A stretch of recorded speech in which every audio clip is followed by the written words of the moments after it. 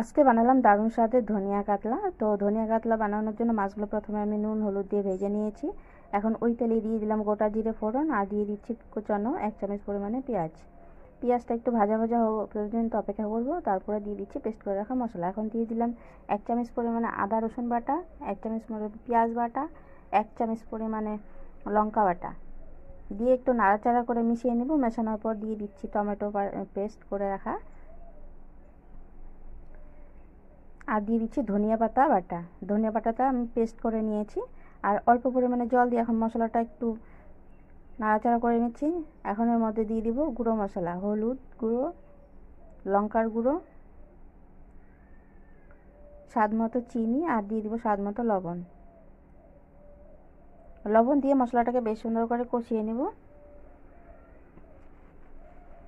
মশলা থেকে তেল ছেড়ে দিয়েছে আর কাঁচা যে গন্ধটা সেটাও চলে গেছে। এখন দিয়ে দিচ্ছি অল্প পরিমাণে জল। জল দিয়ে এখন একটু নাড়াচাড়া করে মশলাটা মিশিয়ে নিয়ে দিয়ে দিচ্ছি মাছ।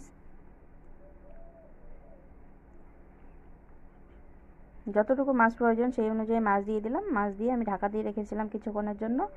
এখন একটু হালকা নাড়াচাড়া করে এর মধ্যে দিয়ে দিচ্ছি কুচানো ধনিয়া পাতা আর ভাজা মশলা আমি একটা তৈরি করে রেখেছিলাম, সেই ভাজা মশলা 2 চামচ পরিমাণে দিয়ে দিলাম। দিয়ে এখন নামিয়ে নেব।